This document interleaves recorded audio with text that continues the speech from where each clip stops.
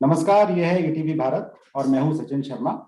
तो जैसा कि आप सभी लोग जानते हैं कि हम कुछ महत्वपूर्ण लोगों से आपकी बात मुलाकात करवाते रहते हैं। उसी क्रम में आज हमारे साथ हैं बिहार के पूर्व मुख्यमंत्री और हम हिंदुस्तान अवाम मोर्चा पार्टी के सुप्रीमो जितेंद्र राम मांझी। मांझी जी के बारे में आपको थोड़ा सा पहले जानकारी देना चाहूंगा। मांझी जी बिहार के 23वें मुख्यमंत्री रहे हैं। इस पद पर वे 20 मई 2014 से 20 फरवरी 2015 तक कुल 10 महीने रहे। बहुमत साबित न कर पाने के कारण उन्हें इस्तीफा देना पड़ा था। मांझी ने फरवरी 2018 में एनडीए को छोड़ने का ऐलान किया था और राजद के महागठबंधन के साथ आ गए थे। 2020 में विधानसभा चुनाव से ठीक पहले जितेंद्र राम मांझी फिर से एक बार नीतीश कुमार के साथ चले गए। अब वे एनडीए के एक घटक दल हैं। बिहार की सत्ता में भागीदार भी हैं। उनके बेटे संतोष सुमन सरकार में लघु जल संसाधन मंत्री के पद पर हैं। तो शुरू करते हैं मांझी जी से बातचीत। तो मांझी जी, आजकल आप लगातार चर्चा में हैं और अभी से क्यों, हमेशा से ही आप चर्चा में रहते हैं। तो मेरा पहला प्रश्न आपसे है, क्या प्रधानमंत्री नरेंद्र मोदी से इतना नाराज क्यों हैं? आप एनडीए के सदस्य हैं, सरकार में आपकी भागीदारी भी है, आपका बेटा मंत्री है, फिर भी आप कह रहे हैं कि कोरोना वैक्सीन के सर्टिफिकेट पर नरेंद्र मोदी की फोटो क्यों है? और अगर है तो जिन लोगों की कोरोना की वजह से मौत हो गई है उनके डेथ सर्टिफिकेट पर नरेंद्र मोदी की फोटो क्यों नहीं है? तो मोदी से इतनी नाराजगी क्यों? देखिए, कोई नाराजगी नहीं है। नरेंद्र मोदी जी को एक सफलतम प्रधानमंत्री के रूप में हम मानते हैं, लेकिन रामायण में एक पंक्ति आई है, उसको मैं सुनाता हूँ कि सचिव वैद अरु मित्र जो प्रिय बोलहि भय आस, राज धर्म तन तीन कर बेगहि होहि नाश। तो जो मित्र है सचमुच में, अगर कहीं कोई गलतियां होती है तो उसको उजागर करना उसका फर्ज है। तो जब हम कोविड-19 का सेकंड डोज लिया और जब प्रमाण पत्र हम देखा, उसमें माननीय नरेंद्र मोदी जी का फोटो था। हमको ऐसा लगा कि शायद संसार में इस प्रकार का फोटो प्रमाण पत्र पर जो उसके एग्जीक्यूटिव प्रधान हैं उनका रहा होगा। हमारे दिमाग में तुरंत ही बात आई कि यहाँ संविधान है, संवैधानिक हमारे सर्वोच्च स्थान रखने वाले महामहिम राष्ट्रपति जी हैं। अगर फोटो लगना ही था तो महामहिम राष्ट्रपति महोदय का फोटो लगना चाहिए था, फर्स्ट ऑप्शन। सेकंड ऑप्शन हमारे दिमाग में आई कि अगर बहुत अपरिहार्य की बात आती है कि जिसमें प्रधानमंत्री जी का भी फोटो रहे, तो महामहिम राष्ट्रपति का फोटो ऊपर और बगल में माननीय नरेंद्र मोदी जी प्रधानमंत्री का, और उसके दाहिने साइड में जिस राज्य के मुख्यमंत्री हो उनका तस्वीर लगना चाहिए था।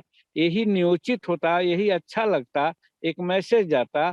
इसलिए हमने ऐसा कहा कि साहब उस फोटो में, उस प्रमाण पत्र में लगना चाहिए राष्ट्रपति महोदय का तस्वीर। इसलिए कोई नाराजगी का मामला नहीं है। लेकिन डेथ सर्टिफिकेट पे उनकी फोटो की मांग क्यों कर रहे हैं आप नरेंद्र मोदी के? डेथ सर्टिफिकेट, सुना नहीं आपकी बात। आपने डेथ सर्टिफिकेट पे जो लोगों को मृत्यु प्रमाण पत्र दिए जा रहे हैं उस पे प्रधानमंत्री के फोटो की मांग की है। देखिए, वो तो एक जब परंपरा की शुरुआत होती है, शुरुआत में जब बात आने लगती है तो दिमाग में बात आई कि हाँ साहब, अगर फोटो लगना ही है तो एक वैक्सीन लगने के उपरांत जब फोटो है तो डेथ में भी लगना चाहिए। लेकिन उस चीज को बाद में हमने रियलाइज किया और इसको हमने रिक्वेस्ट किया अपने ये से कि इसको ओमिट कर दिया जाए। ये थोड़ा गलत लगता है मेरे समझ से, लेकिन उसमें भावावेश में हमने कर दिया था। उसी से ही लगा कि आप नाराज हैं। अच्छा चलिए, आप नरेंद्र मोदी से नाराज नहीं है जैसा कि आपने बताया, तो आप क्या लालू प्रसाद यादव और उसके परिवार से नाराज हैं? बीच में आप लालू जी के इतने करीबी हो गए थे, राजद के साथ आपने गठबंधन बना लिया था, लेकिन ठीक चुनावों से पहले आप एनडीए में शामिल हो गए। देखिए, जिन नीतीश कुमार से आपने दूरी बना ली थी, अब आप उनके साथ वापस आ गए। लेकिन लालू प्रसाद यादव के खिलाफ आप क्या है, या आपकी बहू दीपा मांझी इस समय लालू प्रसाद यादव की बेटी के साथ में ट्विटर पर वॉर कर रही है और लगातार ट्वीट करके कभी उसको ठेठ बिहारी अंदाज में, जो लालू की बेटी है रोहिणी आचार्य, उनको कभी मुसहर बता रही हैं, कभी सिंगापुरिया जाली डॉक्टर बता रही हैं। तो इतने विरोध का अनोखा देखिए, तरीका। देखिए, लालू प्रसाद जी का जहां तक सवाल है, अब आप ठीक ही कहा कि सत्ता पक्ष छोड़ करके विपक्ष में कोई जाता है आज के जमाना में।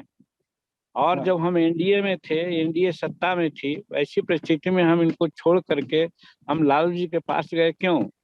इसलिए गए थे कि हमारे कुछ मुद्दे थे और उस मुद्दा पर हम अहमियत चाहते थे। जैसे जुडिशियरी में आरक्षण की बात जब हम करते थे तो बहुत लोग इधर उधर की बात करते थे।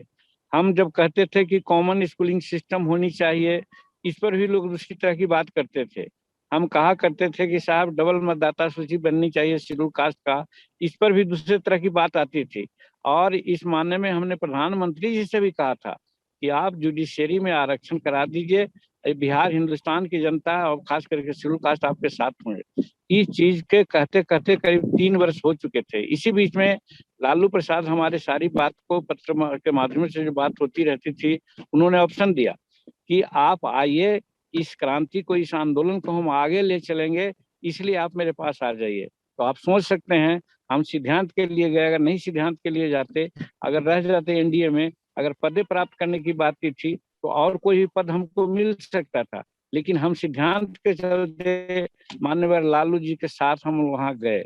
आप कह सकते हैं कि क्यों छोड़ा, तो वहां पर भी सिद्धांत की बात आई। हमने उनसे यही कहा कि कोई भी पार्टी है, कोई भी गठबंधन है, उसमें कोऑर्डिनेशन कमेटी होती है, समन्वय की बात होती है, और समन्वय से ही सारा पॉलिसी उसमें निराकरण होता है।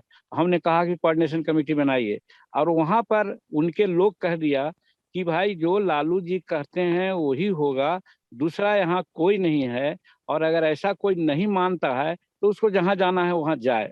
आप सोच सकते हैं कि यहाँ पर क्या किया जा सकता था। यही कारण है कि उनको हमने भी छोड़ा। अब रही लेकिन बात अजय जी, इधर आपको की नहीं बात। लगता कि जैसे तेजस्वी यादव थोड़े से अंतर से पीछे रह गए, अगर आप आज महागठबंधन में होते और उनके साथ में आपने चुनाव लड़ा होता, तो क्या आप लोग सत्ता में होते और आपका महत्व आज के एकदम मुकाबले बहुत ज्यादा 100% नहीं होता? 100% मेरा ये था कि अगर हम महागठबंधन में रहते और अगर सिर्फ वही जो कोऑर्डिनेशन कमेटी की बात थी बन जाती, उस समय हम ये भी मानने को तैयार थे कि तेजस्वी प्रसाद ही आगे का मुख्यमंत्री होंगे। लेकिन एक आदमी कहे और तब हो जाएंगे, से यही हमारा फर्क था कि हम लोग 5 घटक हैं तो पांचों मिल कर के ज्वाइंट कॉन्फ्रेंस करके ये डिक्लेयर करें, ये उनको गवारा नहीं लगा। तो वैसी परिस्थिति में हमारा सेंटिमेंट टच किया, हम वहां से इधर हो गए।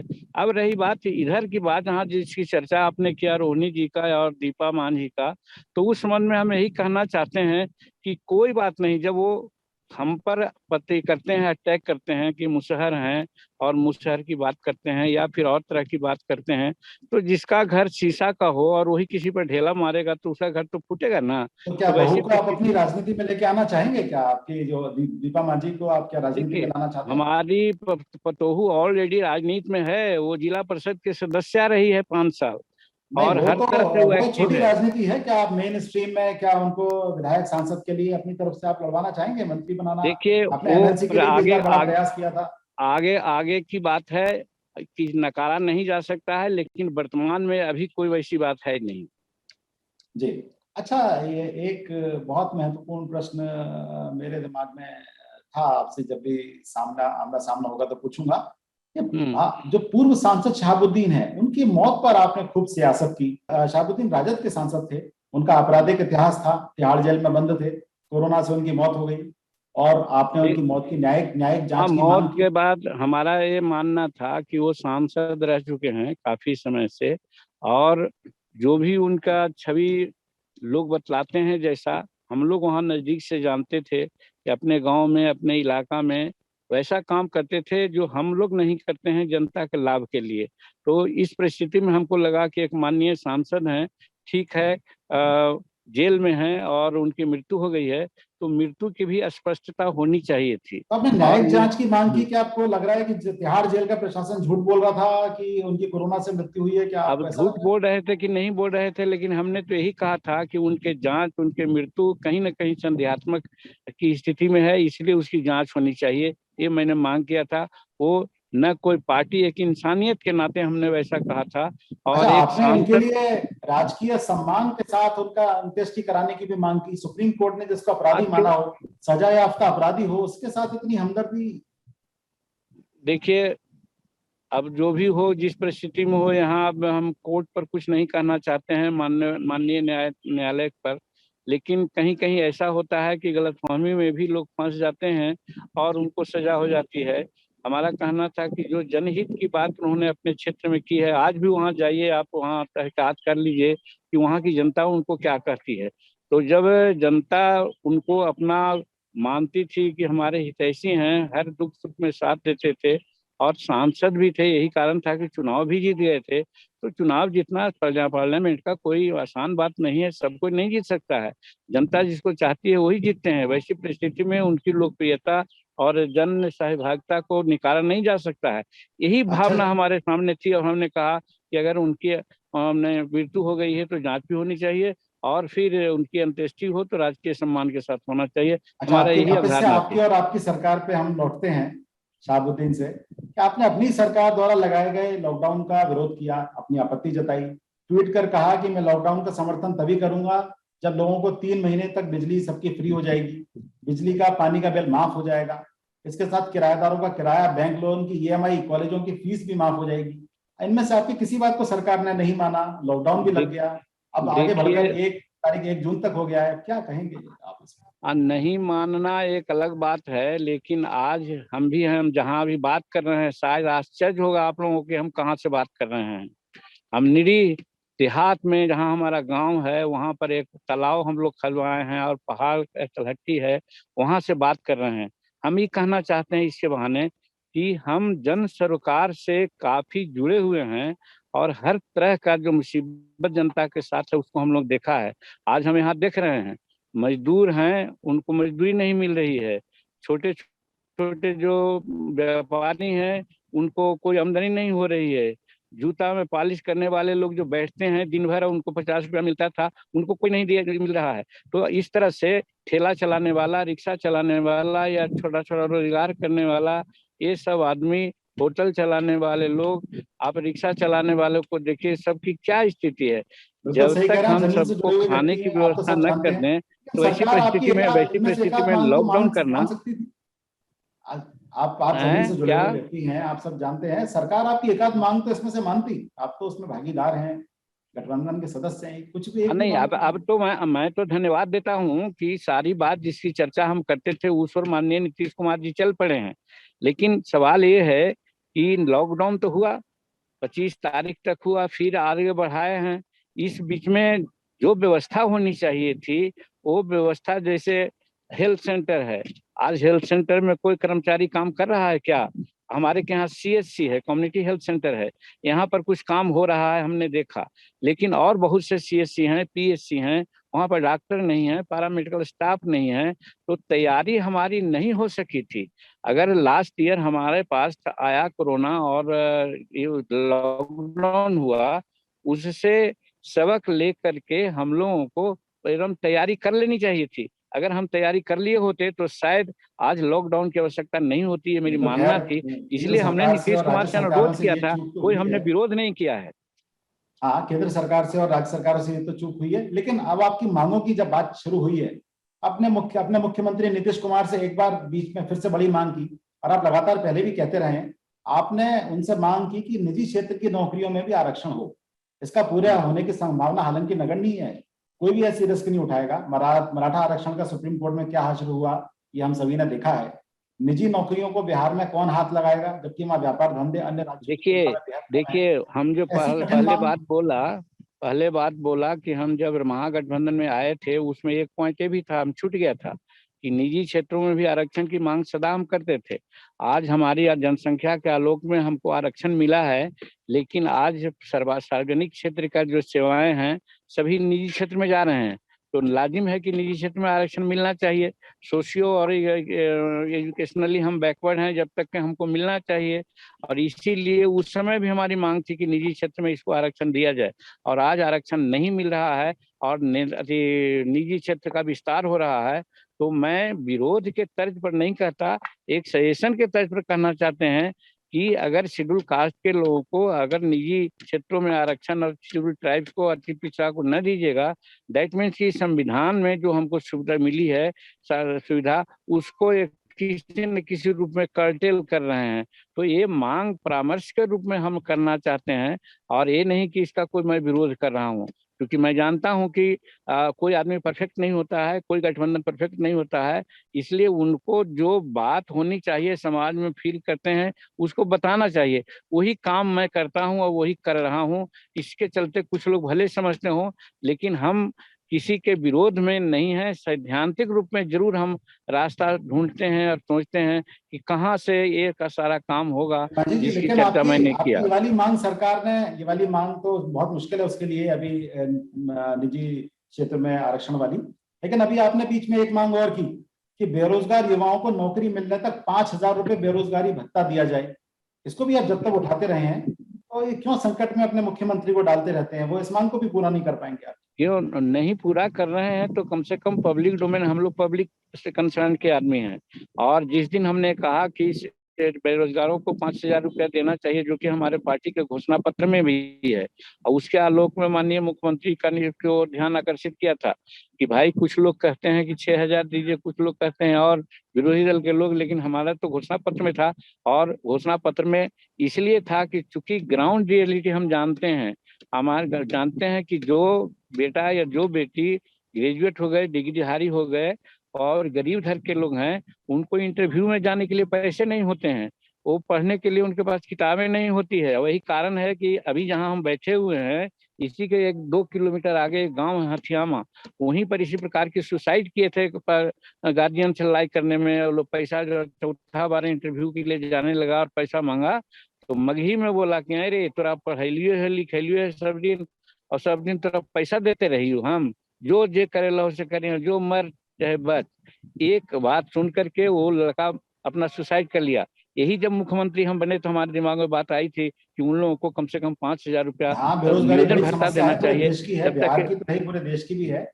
लेकिन अच्छा, ये जैसे शहाबुद्दीन की मैंने आपसे बात की, इसी तरीके से जो जन अधिकार पार्टी के मुखिया हैं पप्पू यादव, उनकी गिरफ्तारी को लेकर भी आपने खुलकर विरोध जताया। लेकिन पप्पू यादव प्रदेश भर में घूम घूम कर सरकार को लगातार कोस रहे थे। अब देखिए, तो यही आपके कहना मुख्यमंत्री संकट में थे, पप्पू यादव के जयप्रकाश साथ हैं कि नारायण जी की सरकार के बात को साथ हैं? हम कराते हैं। उन्होंने कहा था कि सच कहना अगर बगावत है तो समझो हम भी बागी हैं। हमारा कहना है कि जिस गठबंधन में हम हैं और उस, हाँ, जिस गठबंधन में हम हैं उस गठबंधन का कोई नेता अपने घर में दर्जनों एम्बुलेंस रखता है और उसका कोई सरकारी उपयोग या जनहित का उपयोग न होता है, निजी उपयोग होता है।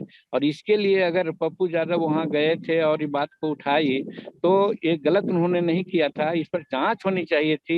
यही हमने कहा था कि जांच कीजिए, और बिना जांच किए हुए अगर उस अपराध में उनको अरेस्ट किया जाता तो एक बात भी थी। तो 32 साल का कोई केसेस था, उसके चलते उनको अरेस्ट किया गया। क्या यही अपॉर्चुन समय था? वो विधायक रहे, सांसद रहे, अनेक पद को धारण किया, उस समय ये लोग को याद नहीं आया था? और जब विरोध किए सत्ता पक्ष के कोई नेता का, तो सारी बातें याद आ गई और चले उनको जेल भेजा गया। इस लाइन पर हमने कहा उनको अरेस्ट पहले करना चाहिए था।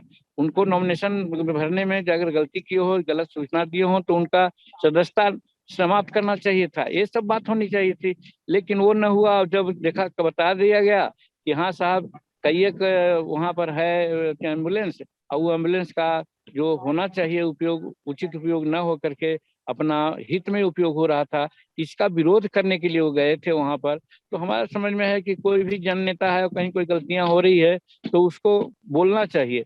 अब मांझी जी, जैसे बोलने कि का तरीका कुछ हो सकता है। आप जो कह रहे हैं मैं समझ रहा हूं उसे, लेकिन हम्म, जैसे पप्पू यादव का भी आपने पक्ष रखा, शहाबुद्दीन के लिए भी आपने पक्ष रखा, लेकिन हम्म, आप भाजपा को लेकर आपके संबंधों पे मैं पूछना चाहता हूं कि आप 11 जनवरी 2021 को एनडीए में शामिल हो गए, लेकिन आप एनडीए के ही एक अन्य प्रमुख घटक दल भाजपा को लेकर लगातार हमलावर रहते हैं। अपने बीच में भाजपा के लिए आपने कहा था गठबंधन में नीतीश कुमार के खिलाफ आंतरिक साजिश हो रही है, यहां तक तो हम्म। ठीक था। मार्च में आपने तेजस्वी यादव को बिहार का भविष्य भी बता दिया, जबकि आप तब उस समय भी आप एनडीए में थे, सरकार में भी थे। तो ऐसी बयानबाजी से कौन परेशान हो जाता है? मतलब भाजपा की और नीतीश कुमार की बजाय आपने देखिए तेजस्वी का देखिए, जहां तक भाजपा का सवाल है, पार्टी एज सच हमको उनसे विरोध नहीं है। लेकिन नीतीश कुमार का जहां तक सवाल है, सब दिन मैं मानता आया हूं, ये बात सही है कि हम लोग गरीब तबके के लोग हैं, ऐसे जगह से आए हैं जहां से कल्पना नहीं की जा सकती थी कि 8 बार विधायक विधानसभा का चुनाव जीत सकता हो और बिहार का मुख्यमंत्री बन सकता हो। तो बिहार का मुख्यमंत्री जनता ने मुझे नहीं बनाया। नीतीश कुमार जी को कैसे यह बात आई कि जीतन मांझी को मुख्यमंत्री बनाने का मौका दिया और 9 महीना तक हमने किया, इस चीज को हम कभी नहीं भूलते हैं, हमारे लोग नहीं भूलते हैं, क्योंकि हम लोग गरीब होते हैं लेकिन बेईमान नहीं होते हैं। तो अगर गलती करते हैं तो गलती का उजागर करते हैं, हम बोलते हैं आप अनुरोध के रूप नीतीश में, कुमार की तो आप लेकिन अपने हम ट्वीट्स में भी मानते हैं कि तारीफ करते नीतीश रहते कुमार हैं। जी ने जो किया मेरे लिए वो कोई नहीं किया होगा, इसलिए हम उनका साथ हैं और साथ रहेंगे। नहीं, नीतीश कुमार के तो आप हमेशा तारीफ करते हैं, मैंने देखा है, हम्म, आप उनके ट्वीट्स में भी उनकी तारीफ करते हैं, लेकिन भाजपा हम्म। से दूरी बना के रखते हैं, जबकि आप दोनों एनडीए के घटक दल हैं, तो आपस में इतनी दुश्मनी देखिए, क्यों, दूरी मतलब? दूरी दूरी का कारण वही फिर ले चलते हैं पुनः आपको, कि आज आप देखिए कि गैर शेड्यूल कास्ट को आरक्षण देने की बात आई, से कहिए कि फॉरवर्ड क्लासेस को, तो संविधान में संशोधन कर करके 10% उनको दिया गया। हमारा कहना था यही कि जब आप इस बात के लिए आरक्षण देने के लिए संविधान में संशोधन किए, हम भी पक्ष में थे कि उन लोगों को भी आरक्षण वो मिलना चाहिए फॉरवर्ड जो क्लास के गरीब, लिए नहीं था, वो फॉरवर्ड जो क्लास में जो निहायत गरीब लोग हैं, जिनकी हम्म, स्थिति दलितों से इतर नहीं है, उन लोगों के लिए वो व्यवस्था की गई है। उसके लिए भी इतना विरोध क्यों साहब? गरीब तो कहीं नहीं का नहीं, भी हो विरोध सकता है, विरोध कहाँ। फॉरवर्ड क्लास का गरीब है आप तो उसको अपन जीने नहीं आपको देंगे। मैं याद दिलाना चाहता हूँ, 2017 में ताल कटोरा स्टेडियम में जब हमारा नेशनल कॉन्फ्रेंस चल रहा था, हमने फॉर द फर्स्ट टाइम बात किया था कि सवर्णों में भी गरीब होते हैं, उनको भी आरक्षण मिलना चाहिए।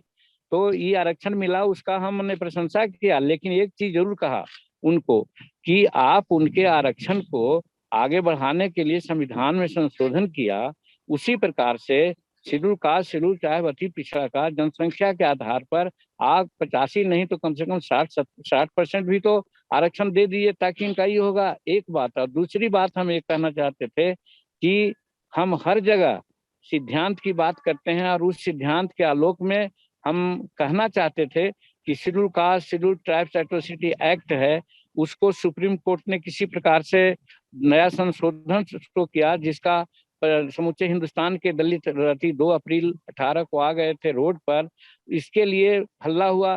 थैंक्स देते हैं, उस समय दिया था हम कि साहब बाद में संविधान के अनुसार या पहले का जो बना हुआ था 1989 का एक्ट को पार्लियामेंट में जथा पारित किया।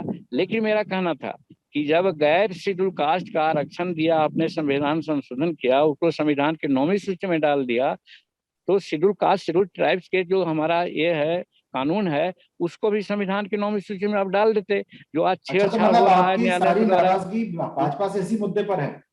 हाँ, निश्चित रूप में, निश्चित रूप में आज सत्ता में है, वो जो चाहेंगे कर सकते हैं। निजी क्षेत्र में आरक्षण की बात कर सकते हैं, जुडिशियरी में आरक्षण की बात कर सकते हैं, SC ST एक्ट का जो है हमारे 9वीं सूची में डाल सकते हैं, डबल मतदाता सूची की बात अम्बेडकर साहब ने 1932 में पुनः पैक्ट में चाहा था, उस समय नहीं हुआ, और यही कारण था। अगर ये बात नहीं होती मुस्लिम लीग के साथ, तो हमारा डॉक्टर भीमराव अम्बेडकर पार्लियामेंट में नहीं कहीं आते, वो कलकत्ता से उन लोगों ने लाया था, क्योंकि महाराष्ट्र से हार गए थे। तो मेरा कहने का मतलब कि शेड्यूल कास्ट के बहुत से टैलेंटेड लोग हैं जो और खुल करके बात कर सकते हैं समाज के लिए। और आज घालमेल हो जाने से हम समझते हैं कि जो जीत भी जाते हैं, तो चूंकि मुखर होते हैं लोग, कुछ काम कराने वाले लोग, और शेड्यूल कास्ट, शेड्यूल ट्राइब थोड़ा सा अपना काम कराने में शिथिल होते हैं या जानकारी नहीं होती है।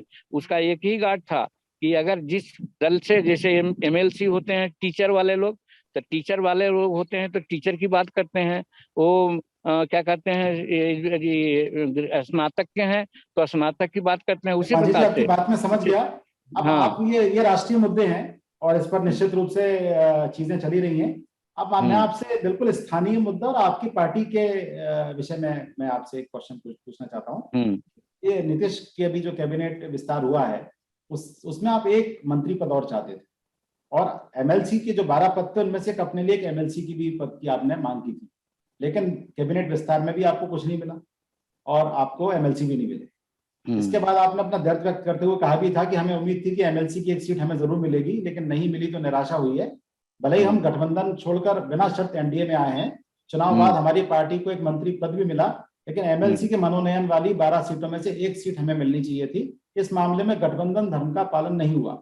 अब जब आपने इतना सब कह लिया, अब आपका क्या स्टैंड है? क्या अभी भी आप दुखी और परेशान देखिए हैं? देखिए देखिए कुछ ठीक हो ब्रदर, गया? हमारे राजनीति लाइफ को देखिए, 1980 से मेरी राजनीति है, और हम पद के पीछे कभी भागे नहीं है, सिद्धांत पर ही गए थे। और जब नीतीश कुमार के यहाँ हम आए तो अनकंडीशनल आए थे। हमको ऐसा लगा कि जिस कारण से हम वहाँ गए थे, जिस डेमोक्रेटिक सेटअप को मान्यता मिले, इसके लिए गए थे। लालू प्रसाद जी के पार्टी में सीधे कह दिया गया कि साहब हम जो कहेंगे वही होगा, दूसरा नहीं बात मानी जाएगी कोऑर्डिनेशन का, जहां जिनको जाना है वहां जाए। तो वैसी परिस्थिति में हम नीतीश कुमार जी का कॉल हमारे पास आया तो हम अनकंडीशनल उनके पास गए थे। हमने नहीं कहा मांगा मंत्री पद, नहीं मांगा सीट भी। सीट आपने देखा कि हमको मात्र 7 मिला था। हम 21 सीट पर लड़े थे 2015 में, हम लड़ सकते थे लेकिन 7 मिला, हम उसी पर लड़े, 4 जीते हम।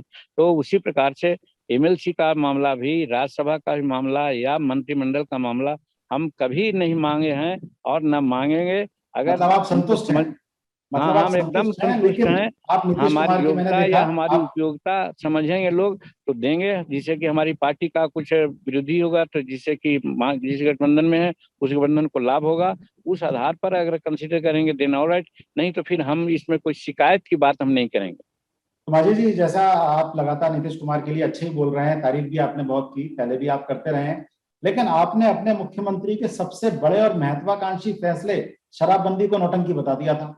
आपने कहा कि बिहार में शराबबंदी कर सरकार ने अच्छा किया है, लेकिन नौटंकी है, गरीब गुरबों को फंसाया जा रहा है, एक दो नहीं बोतल पीने नौटंकी वालों को है जेल या भेज दिया क्या गया है, है। ऐसा ऐसा वर्ड नहीं कहा। फिर हम आपको कहना चाहते हैं, अच्छी बात सच्ची बात बोलनी चाहिए।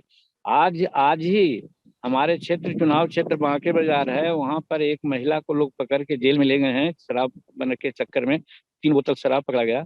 उसके 4 बच्चे हैं अनाथ, उसको कौन खिलाएगा, कैसे वो बचेगा, ये नहीं, सब आपकी बात प्रॉब्लम सही है। है, ये एक आपकी इस साइड। बात, और आपकी ये दूसरा बात नहीं, सही सुन है। लीजिए, सुन लीजिए, और हाँ दूसरा साइड है कि हजारों हजार करोड़ रुपए में जो खेल रहा है उस पर हाँ, होना चाहिए, तो ये उस पर आगे यही कार्रवाई कहने होनी वाला था कि चाहिए। आपने कहा शराब माफिया बाहर हैं, तो हाँ, अब आप सरकार में हैं, अब आप उन शराब माफियाओं को क्यों नहीं पकड़वा पा रहे हैं? हम आप दबाव कहने बना भर ही सकते न हैं। रहेंगे, हम तो सजेशन ही न देंगे।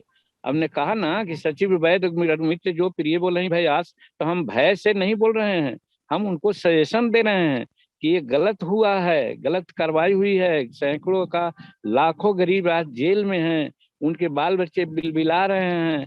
इसलिए हम तो मांग किया है, हम अपने घोषणा पत्र में कहा है कि हमारी सरकार बनेगी तो हम इस एक्ट की समीक्षा की बात करेंगे और कहेंगे कि जितने पर मुकदमा चल रहा है मुकदमा वापस कर लिया जाए वैसे लोगों पर। तो वो बात पर आज भी हम हैं और इसीलिए हम कह भी रहे हैं। ठीक है, उनका कहना है कि भाई मद्य निषेध होना चाहिए, हम भी मानते हैं मद्य निषेध होना चाहिए, लेकिन जिस रूप में आज, चाहे पदाधिकारी की गलती हो या जहां से भी हो, आज स्थिति यही है कि गरीब लोग इसमें काफी संत्रस्त हैं। हाँ, 2-4% ऐसे गरीब लोग हैं जिनको कुछ लाभ मिला है, तो लाभ से नकारा नहीं जा सकता है। और हम आपको कहना चाहते हैं, बहुत बार हम मुख्यमंत्री पद पर रहते हुए कहे थे कि हम जिस परिवार से आए हैं, भुइयां परिवार से, हमारे माता पिताजी भी शराब बनाते थे, शराब पीते थे, लेकिन जब हम पढ़ लिख लिया तो उनको मना किया और वो लोग छोड़ दिया। और हम भी आज तक अपने होठ पर शराब नहीं लाया है। शराब खराब चीज है, लेकिन एक उसकी सीमा है। उस सीमा को हम मुख्यमंत्री रूप में भी कहे थे तो आप लोगों ने तो सीधे कर दिया। जीतन मान जी कहते हैं पियो लेकिन थोड़ा थोड़ा पियो, ऐसे कह करके हमारी हंसी आपने उड़ाई थी। लेकिन सच्चाई यही है कि अगर उसका सेवन लिमिट मात्रा में किया जाए तो वो शराब दवा के रूप में होता है, लेकिन वो शराब नहीं। आज जो शराब है, शराबबंदी के चलते इतना इसकी बिक्री हो गई है ज्यादा, अब इतना महंगी हो गई है कि सब एडल्टरेटेड शराब, पॉइजनस शराब बनाया जा रहा है। आज हम जहाँ पर कई काम कर लोग रहे मरते हैं, हैं, 200 कई घर लोग शेड्यूल मरते कास्ट हैं के ऐसे, लोग हैं जिनके माता पिताजी हट्ठा कट्ठा जवान थे, आज ये लोग जहरीली 50 शराब पी साल के में कई और लोग मरते 60 साल में जा रहे हैं। तो ये सब चीज नहीं होनी चाहिए थी। अभी इसलिए हुआ कि चोरी चोरी शराब बिक रही है, ज्यादा दाम में बिक रही है, लोग बनवा रहे हैं और इसमें हमारे लोग लीन हो गए हैं, पकड़ा रहे हैं, हमारे लोग मौज मार रहे हैं, बड़े लोग। तो ऐसी नीति से क्या फायदा? यही कारण हम समझाना चाह रहे थे नीतीश कुमार जी को, लेकिन भाई सरकार में है, बात नहीं मानते हैं तो अब तो हर बात को लेकर के तो झगड़ा नहीं किया जा सकता है। मतलब आप ये वाली बात मानते हैं कि नीतीश कुमार आपकी बात नहीं मानते हैं? क्योंकि आप तो बहुत बड़े बात करीबी मानते रहे हैं, हैं हमको उनसे, यार, आपको हमको यार मुख्यमंत्री बहुत बनाया बहुत उन्होंने। बहुत बहुत ऐसे बात आए हैं जो इसमें ही इशारा दिया है उन्होंने किया है, हमको अच्छा, याद है। अगर अब पिघाना मांझी चाहिएगा जी, तो मैं गिना आपसे, सकते हैं। आपने आपने सभी प्रश्नों का बड़ी बेबाकी से उत्तर दिया, मैं अंतिम प्रश्न पे आ गया हूं अपने, और ये आपको दिल, आपका दिल छुएगा ये प्रश्न, ये ऐसा मैं मानता हूं, आप ध्यान से सुनिएगा कि बिहार की सियासी गलियों में उन 34 फैसलों की चर्चा अक्सर होती रहती है जिन्हें आपने अपने शासनकाल में लिया था, लेकिन बाद में नीतीश मंत्री परिषद ने उसे रद्द कर दिया। उनमें से कुछ प्रमुख फैसलों को मैं यहाँ बता रहा हूँ। सरकारी कॉलेजों में उर्दू शिक्षकों को बहाल किया जाना, हम्म। किसान सलाहकारों का मानदेय बढ़ाकर 7,000 किया जाना, हम्म। आरक्षी से लेकर निरीक्षक तक के पुलिस कर्मियों को 12 महीने के स्थान पर 13 महीने का वेतन 6 देना। महीने का पे दिया। हाँ, हाँ, राजपत्रित पदों को छोड़ होमगार्ड को हमने किया था। और राजपत्रित पदों को छोड़ सरकारी सेवा में 35% पदों का आरक्षण महिला उम्मीदवारों के लिए करना, यह सभी निर्णय अच्छे थे, इसे मैं भी व्यक्तिगत रूप से मानता हूं। लेकिन तत्कालीन नीतीश सरकार ने इन्हें निरस्त कर दिया। क्या आपको लगता है कि इस बार की सरकार से आप इनमें से कुछ फैसलों को दोबारा लागू करवा पाएंगे? देखिए, हमारा सभी वो पॉइंट और जो हमने किया था, हमारा घोषणा पत्र में यही है कि हम 34 लोकप्रिय निर्णय लिए थे, उसमें किसी प्रकार की कोई खांट नहीं है। उसके इम्प्लीमेंटेशन के लिए हम प्रायः बात करते रहेंगे और आज बात कर रहे हैं। लेकिन मेरा ये कहना है कि क्या कहते हैं, मदरसा बोर्ड हो, सिया सुन्नी बोर्ड हो, जहाँ 2 लाख और 4 लाख रुपया, 25 लाख रुपया मिलता था, वहाँ करोड़ में हम अनुदान दिया। और उसके बाद भी बहुत तरह की बातें हम लोगों ने की है। नियोजित शिक्षकों की बात हमने की थी और वित्त रहित शिक्षा नीति की बात किया था। उन लोगों को हम लोग चाहते थे कि नियोजन शब्द और एडहॉक शब्द मिटा दिया जाए, उन लोग को परमानेंट कर दिया जाए और रेगुलर पे दे करके उनको हम लोग उनसे ज्यादा काम लें। क्योंकि हम संविदा पर अगर बहाल किया है तो हमारे पास आवश्यकता थी तब ना बहाल किया है। आज कौन ऐसी बात हो गई है कि जब 40% स्ट्रेंथ पर हम चल रहे हैं और संविदा के लोगों को भगा रहे हैं, तो इसीलिए हम संविदा के लोगों को भी हम आरक्षण नहीं बल्कि उनको परमानेंट करना चाहते थे। तो ये सब मेरे मुद्दे थे। लेकिन मेरे मुद्दे रहते हुए भी हमको तो मान लिया हम 7 सीट जीते, लड़े तो 4 सीट जीते। क्यों? हमको तो 7 सीट जीतना चाहिए था। या फिर उस समय 21 सीट लड़े थे तो हम 1 सीट जीते। हमको कम से कम 15-20 सीट जीतना चाहिए था। तो इसीलिए हम कहते हैं कि जनता में जो हमारी बात है, पार्टी धीरे धीरे अब आपकी आगे बढ़ रही है, उभर रही है। आपका जो सक्सेशन रेट है वो भी बढ़ा है, आपकी सक्सेस भी बढ़ी है। तो माजी जी, आपने बहुत ही बेबाकी से सभी प्रश्नों के उत्तर दिए और इसी तरीके से आगे आपसे आप लोगों से बात एक मुलाकात ही होती अनुरोध रहेगी। करेंगे, चलते चलते एक ही अनुरोध करते हैं जो हम फील करते हैं कि मीडिया के भाई लोग जिस बात को हम लोग समझते हैं और जिस रूप में उसको कैरी आउट करना चाहिए, कहीं न कहीं लगता है कोताही हो जाता है। हम समझते हैं कि इस बात को आपके माध्यम से अगर जाएगी तो हमारी पीड़ा को हमने लोग तो आपकी समझेगा। पूरी हमारी बात न पीड़ा सिर्फ क्या है? सुनी, बल्कि आपने जिस बात पे आपने सही तरीके से उसे प्रस्तुत करना चाहा, उसका पूरा अवसर भी दिया है और ये ऐसा होता रहेगा। तो जी, आपका अच्छा, बहुत बहुत बहुत धन्यवाद। धन्यवाद माजी जी। हाँ, बहुत धन्यवाद आपको। आशा है कि हमारे मूल जो बात है उसको जरूर आप रखेंगे। बिल्कुल एज इट इज जनता में ये पहुंचेगी, बातें जाएगी। बल्कि पहुंच रही है। हम्म। तो आपका बहुत बहुत धन्यवाद। और ये थे बिहार के पूर्व मुख्यमंत्री जीतन राम मांझी, जो अभी हम पार्टी के सुप्रीमो हैं और एक महत्वपूर्ण घटक दल है एनडीए का। तो मैं इनका धन्यवाद देता हूं और इसी तरीके से आगे भी हम आपको बड़े नेताओं से अलग अलग राज्यों के मिलवाते रहेंगे। धन्यवाद। ठीक है, बहुत धन्यवाद।